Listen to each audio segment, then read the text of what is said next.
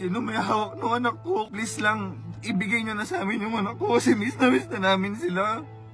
Please lang po, bigay nyo na sa akin yung anak ko. Ibalik nyo na sa akin. Pati 3 days ka nang wala ako. Hindi ko alam kung kumain ka na. Hindi ko alam saan ka natutulog. Umuwi ka na dito. Please, kontakin mo ako. Alam mo yung number ko, di ba? Diyos ko, miss na miss ka na ng kapatid mo. Si Queen. Diyos ko. Miss namin. Kami lahat dito. Miss na namin siya. Balik niyo na yung anak ko. Hindi niyo na siya umuwi. Bigyan niyo siya ng magandang ano. Higit pa sa prinsesa yung turing ko dyan. Kaya please, pauwiin niyo na yan. Eh, na ka ba na hinihintay din? Ilang araw na kami hindi natutulog. Ate, kung nanonood ka, umuwi ka na, please. Kahit sa akin ka lang mag-message na safe ka na okay ka.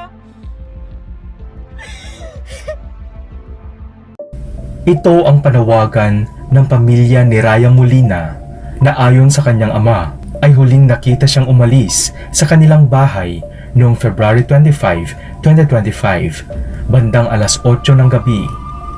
Sa isang tahimik na bayan, isang dalaga ang biglang nawala ng walang bakas. Walang nagbigay ng babala, walang nag-iwan ng mensahe. Ang kanyang pagkawala ay nagdulot ng kalituhan at takot sa kanyang pamilya at komunidad.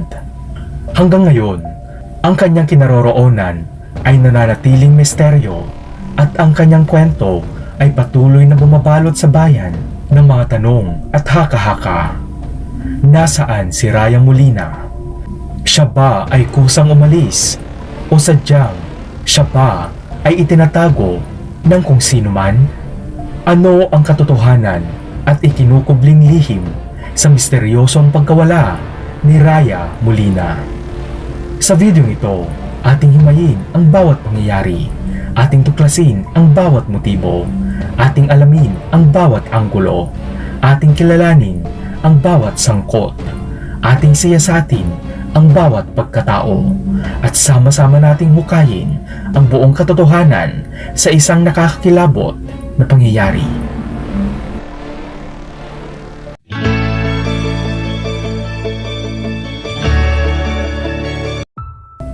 Si Raya Molina ay isang modelo mula sa Pilipinas na lumahok sa Philippines Model Quest 2022.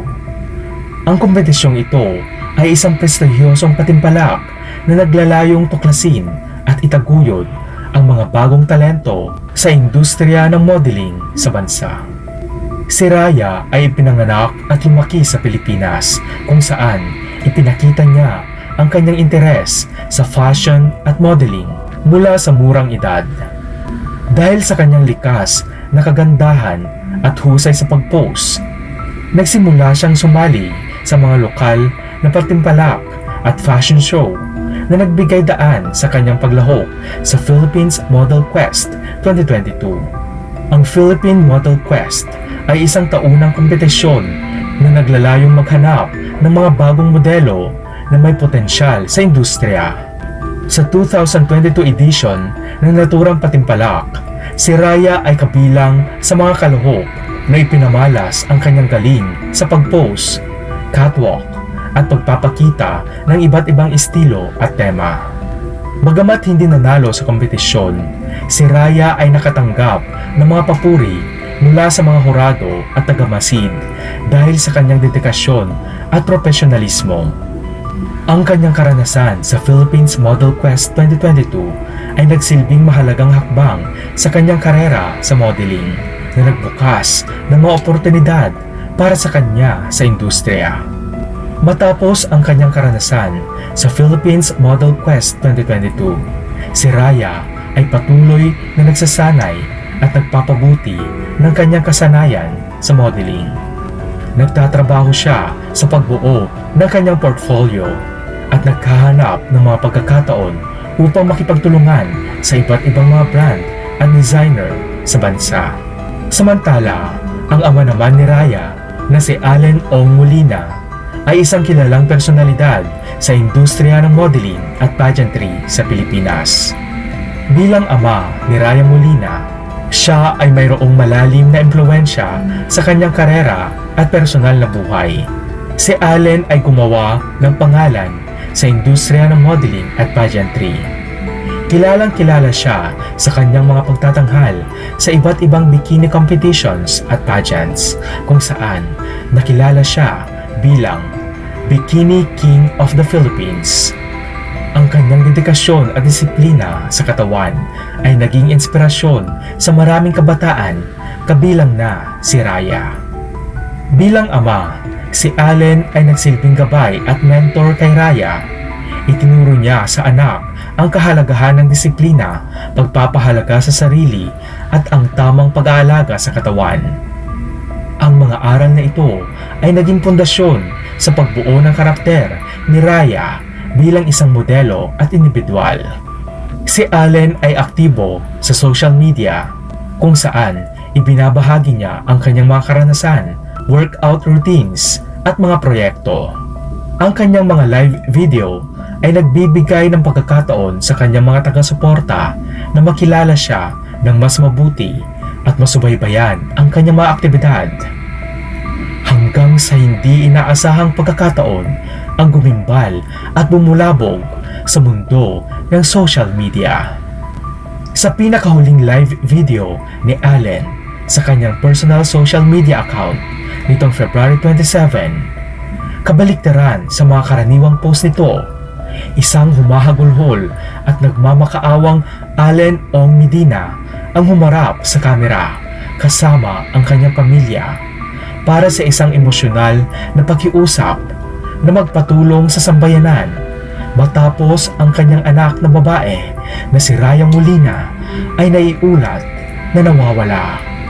Ayon sa mga ulat, huling nakita si Raya na umalis sa kanilang bahay noong February 25, bandang alas 8 ng gabi at hindi na bumalik mula noon. Sa kanyang live video, si Allen Ong Medina ay umiiyak na nagmamakaawa, humihiling na umuwi na si Raya, nagpapahayag ng malalim na pag-aalala at umaasa sa kanyang ligtas na pagbabalik.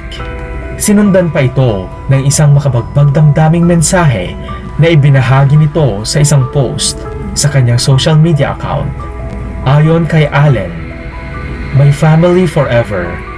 Panginoon ko, sana po patawarin niyo po ako sa mga maling decisions na nagawa ko. Alam ko, di niyo po ako pababayaan at hindi pa huli ang lahat. Alam niyo po kung gaano ko kamahal ang pamilya ko at ayaw kong magkahiwa-hiwalay kami. Tulungan niyo po sana ako, Panginoon ko. Hipuin niyo po, please, ang puso ng anak ko na bumalik na sa binuo kong pamilya. Humihingi po ako ng tawad sa lahat ng kasalanang nagawa ko. Panginoon ko, dahil alam ko sa sarili ko na sinara ko ang pinto ko sa inyo at inuna ko ang puso at isip ko para sa pansarili kong gusto. Lumalapit po ako muli sa inyo, Panginoon, at sana po pagbigyan niyo ang hiling ko na sana po buuin niyo na po sana ulit ang pinakamamahal kong pamilya na may peace of mind ulit, na happy family ulit, at laging sinasabi ng mga tao na perfect family. Mahal na mahal ko kayo. Now, I realize na isang snap nyo lang po talaga pwedeng mawala ang lahat, pero ayusin na po natin ulit itong pamilyang ito na ibinigay nyo, Panginoon ko, dahil wala pa itong pamilyang ito simula bata ako. Di ko naranasan ang magkaroon ng happy family. Huwag nyo po sanang bawiin sa akin. Sorry po, ibalik nyo na po. At nagmamakaawa po ako, Panginoon ko. Ibalik niyo na po sa akin ang mahal kong pamilya. Ate Raya Molina, I love you, anak ko. Mahal na mahal ka ng daddy. Uwi ka na please. Pasundo ka na sa akin ha. Iyakap lang ang daddy ng mahigpit sa'yo. Miss na kita, anak. Gawin na natin ulit, normal, sa lahat, and I always listen to you. I love you, anak ko. Panginoon ko, sinusurrender ko na po lahat, all my heart and soul. Balik niyo na po ang pamilya ko. Kung nasaan ka man, pamilya, nananawagan po ako sa inyo. Tulungan niyo po ako maibalik ang masayang pamilya ko. Ayon sa FB post ni Allen Ong Molina. Ayon sa balita, ang ama ni Raya na si Allen Ong Molina ay humingi na ng tulong sa mga otoridad upang hanapin ang kanyang nawawalang anak na babae. Kasalukuyang isinasagawa ang mga pagsisikap upang mahanap siya, ngunit ang anumang karagdagang impormasyon mula sa publiko ay maaaring maging mahalaga sa pagdadala sa kanya ng ligtas sa kanilang bahay.